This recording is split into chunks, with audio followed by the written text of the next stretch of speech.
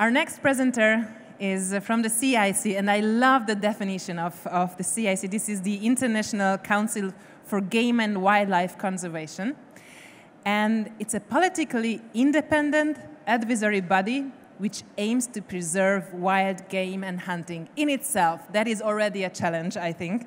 But our speaker knows a lot more about that. He's an expert on his field, and you can actually also ask him about human-wild boar conflicts, maybe later on, because after the presentation, there will be some space for questions from the audience.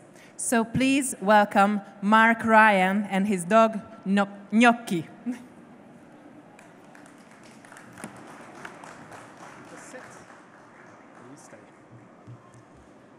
So thank you very much, and good afternoon, everyone. So my name is Mark Ryan. This is Gnocchi. I hope she'll behave. I'll do my best to behave myself as well.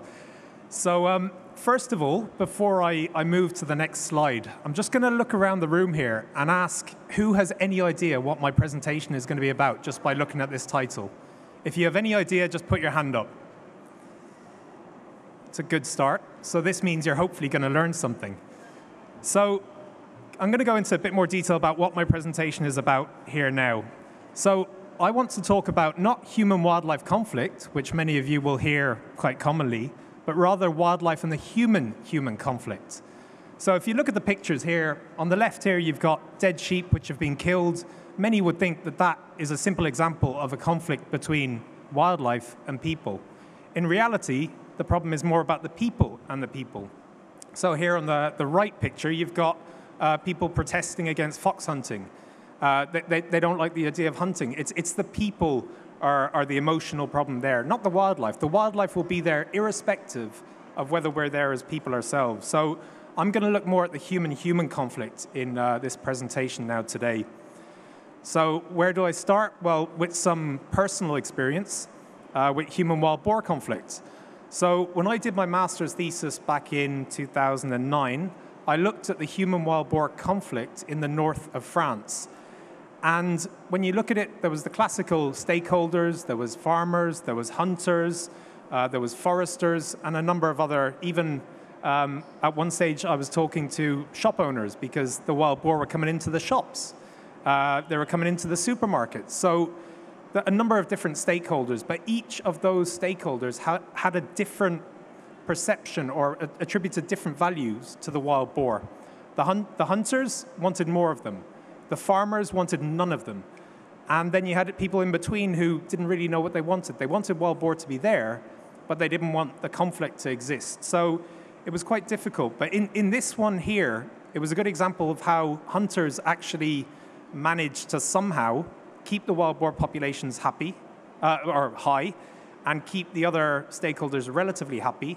They did this, in one instance, by reimbursing the farmers for the damages. So all the damages by wild boar were paid for by the hunters. So that's one way of gaining a little bit of legitimacy in the whole debate.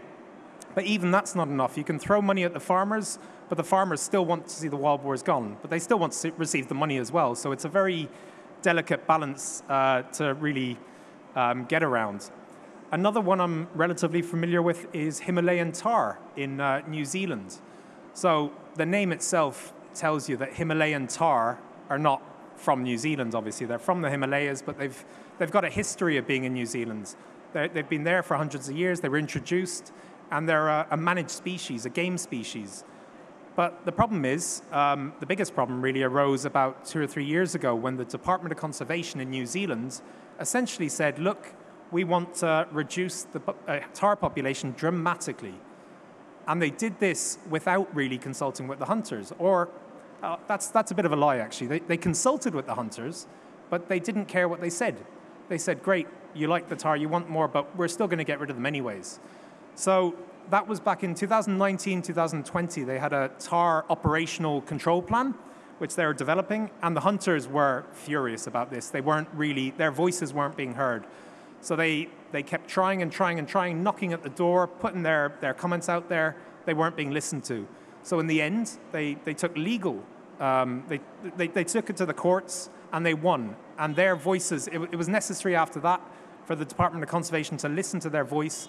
This was a way of legitimizing their voices, through legal means. Now, legal means should be a last resort. But as a result now, the last 2 operational plans have included hunters as key stakeholders at the table. So I'm talking here about, in these 2 instances I've just talked about, the hunters are the underdogs. There's very few of us. We don't have necessarily the finances or the means to counter some of the opposition that we face when it comes to dealing with wildlife. So many of you are kind of familiar with these 2 sides of the whole debate and the different values that people attribute to wildlife, so to speak. On the one side, you've got maybe the more utilitarian, which is where the hunters might fall in. So these see wildlife as a necessary resource. They respect it for food, meat, fur, bone, whatever else it can provide. So it is a resource. It has economic value as well. So it's a very important means of livelihoods, for example. Many people are deeply connected, and without the wildlife, they wouldn't have those livelihood options on which they depend. They'd need to find other means and ways to survive. Also, many cultural attributes associated with wildlife, and cultures that have developed alongside wildlife. Hunting's a classic example of that, where cultures have developed alongside the wildlife and the systems in place. So also ecosystem services. We hunters recognize the value of wildlife and the habitats in which they live, and the need to maintain those, have them intact, as natural as can be ecosystems, so that we really can benefit from the whole services they provide. And also, we all recognize that they can be a threat, whether it's through predation, disease, crop damage, damages to livelihoods. So that's more the utilitarian side, which all of you will be quite familiar with. But on the opposite side then, you have the protectionists. These see animal welfare as being the most important when it comes to wildlife. They see animals as having rights, and more rights than humans in many instances.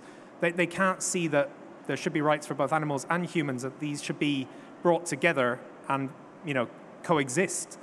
And they see protection rather than utilization as the way to conserve wildlife. So the key question then, when you have these 2 opposing values or sets of values, how should we balance these potentially conflicting values and actually achieve something good for wildlife especially, but also for nature in general? Well, this here is a slide from a publication which the CIC put out a few months ago. And you've got, on the one side, you've got those who are against international hunting. By international hunting, many of you might think of trophy hunting or hunting tourism. And then the opposite side, you've got those who are in support of international hunting. And in the middle, this great green space here is where we should be balancing those values. We all can, deep down, ideally, agree that we want to ensure the long-term survival of wildlife species. I think few on either side of the division would argue with that. We want to prevent biodiversity loss. Hunters, if there was biodiversity loss, there'd be no hunting, or less and less opportunities. Hunters are the first conservationists, they're at the forefront of conservation. Without it, their activity would cease to exist. And then just appreciating wildlife and nature. We all know that hunters appreciate wildlife and nature. It doesn't always come across to the outside this way. But this is the middle where we'd ideally like to meet. In reality, I'm talking about the reality not from the floor here at the exhibition, but from the floors of international conventions where wildlife conservation is discussed, where the trade of wildlife, where the conservation of wildlife is discussed. And what are they doing? They're putting their values and emotions ahead of any facts, science. So here you've got the corridors of the CITES Convention, which is the Convention on the Convention on the International Trade in Endangered Species of Fauna and Flora. You've got people dressing up as polar bears. You've got people handing out these cuddly toys. And all these emotions draw away from the real areas where we could find common agreement. They're swaying it solely towards the emotions and forgetting about all the facts that we should be looking at. Many, I mentioned the emotions, many think about ethics. So they use, well, hunting is unethical, or, but the big question for me in this whole debate about whether it's ethical or not is, number one, whose ethics? I was once at a meeting of the Convention of Biological Diversity, so the CBD, and there was this young lady. She was from Born Free Foundation, and she had a poster presentation, and she was talking about limiting the suffering of animals. And I stood there and I said, what do you mean by limiting the suffering? Surely you mean limiting the suffering at the hands of humans. That's what you're really targeting. And I said to her, animals suffer every single day in nature. It's part of what nature is. And she thought, and I gave her a few examples of, for example, a lion taking down a zebra, for example. It's not a painless act. There is some suffering. Yeah, and we hunters appreciate that. We know that. And hence the reason we try to minimize the suffering through improved ballistics, training, hunting with dogs, for example, so that we can find and kill the animals quickly. So we're looking to minimize the suffering. And that got her thinking, well, suffering happens either way, but we as hunters have we take it upon ourselves to minimize that suffering. So that got for me personally, I think the ethical debate, in theory, we as hunters should be winning at it. We are the wildlife managers who are looking to reduce the suffering. I'm not sure if I convinced her. She had a smile on her face, and it looked like she understood, but I'm sure she went back and stuck to her original thinking, and it's very difficult, or almost impossible, to change the minds of these kind of people. So if you can't change their minds, what can you do? So how can we, as hunters, really, I say win the battle, but how can we get our message across that what we are doing is very important for wildlife conservation? So one of this is through science and facts. I mean, we have the science and facts on our side as the hunting community, as the sustainable users of nature. Up here you've got examples of publications from CITES, so the Convention on International Trade in Endangered Species. These are publications about different forms of uses. Some includes international hunting. There's also vicuña species, and there's a number of different fact sheets presented here. But the problem is, nobody has the time in this day and age to really look at the facts and read the facts and understand them. And we're going up against the emotions, which is very difficult. It's difficult to beat facts with beat emotions with facts. So what we also need is coordination. We need, like ourselves, who are here today, and this whole exhibition is doing just that, to coordinate our efforts to get our message across. It's not just hunters, it's also foresters, it's also fishermen. So these partnerships and alliances are key to really making ourselves bigger.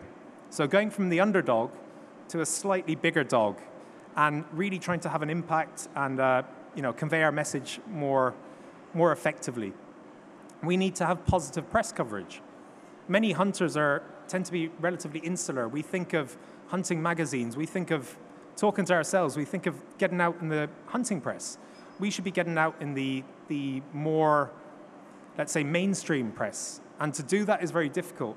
We still need positive press coverage. It'd be very easy for the hunting community to get out there and get negative coverage. But how do we get out positive messages? One is by inviting journalists into our world, getting them to experience hands-on what we're doing. As the CIC, we've got a journalist symposium every year where we bring hunters from I say outside, but non-hunting journalists into the debate. We get them to see firsthand what it is we're doing. A recent example was when we had our General Assembly in Namibia back in 2019. We had people from National Geographic, from The Guardian, who were coming and seeing firsthand what international hunting meant, what it meant for local communities, what it meant for outfitters. And some of these people were in tears. They just could not believe what they were seeing before, and the amazing strength that this conservation through sustainable use model has, how successful it really is. And that's what we need to do. We need to invite them in, and we shouldn't be scared of them. We need them to tell our positive stories. So that's one other key one. Community voices as well. I've put up here an example of Community Leaders Network, which is operating mainly in Africa at the moment. Really, they carry the stories from the ground. They're the stories that we need to be putting out there. They're the ones who know the reality. So getting their voices heard is very, very important, and something which we at the CIC are looking to do and encouraging others. We need case studies that show just how useful this whole model is, just how well it works. And we're often criticized that we don't have the facts and data out there. We have the facts and data. It's pulling them together in the form of case studies and showing to the outside world really what it is that we do. And now we also need to undermine those that are attacking us. This is what they do to us. If we don't do the same with them, then we're the good boys in the whole debate. You're going to get nowhere as a good boy when you're up against the bad boys. So we do have to find ways to actually undermine what it is they're doing to attack hunting. And that's something which we're probably not very good at. It's very difficult for us to undermine them because they have the moral high ground, according to the most of the general public. In reality, as I mentioned, I think we've got the moral high ground. We're just not finding the right way to communicate that. So we need to find a better way to communicate that we really have that. The ethics is on our side, but yeah, to do that we have to undermine them so that they don't always look that great. So I put this slide up here. It's kind of, if you think about, we're looking at the facts. There's only a few of us. This is the underdog. We're up against this narrative. You're never going to beat the narrative with solely the facts. You have to undermine the narrative. They can keep calling us terrible people, but until we can call them terrible people, we're not going to win this battle. We need to start undermining them while sticking to the facts. Well, it's a whole suite of efforts that we need to be doing. And I'm not stopping the presentation here yet. I've got a thank you slide, but I'm looking, this image that I've got here is the One Health approach, which is really at the center of attention at the moment with the ongoing COVID-19 pandemic. One Health is really what we as hunters are looking to promote in everyday life. We want healthy environments, we want healthy populations, habitats, and we need to work together with veterinarians, we need to work together with foresters, other conservationists. So we need to work together. And this is something which we've been doing, for example, as the CIC through a collaborative partnership on sustainable wildlife management, which is a body or a partnership of 14 different organizations, only one of which is a hunting organization, so to speak, the CIC. Others have various different interests. One is the International Organization for Animal Health, OIE. Another is the Convention on Biological Diversity. Another CITES convention. So we have all these different bodies, and that's what we really need to get our message across better, is we need to ally, build these interests together, and try and communicate with one voice. So the One Health approach is something that we're already doing as hunters, but we need to build on that kind of approach and use it more in the work that we do, rather than sticking amongst ourselves as hunters. We need to get out there and find allies and partners to really make ourselves bigger, stronger, and more able to convey our message to the general public. So I'm going to stop my presentation there and call back up to the stage our moderator, who I understand will be taking a few questions. So thank you.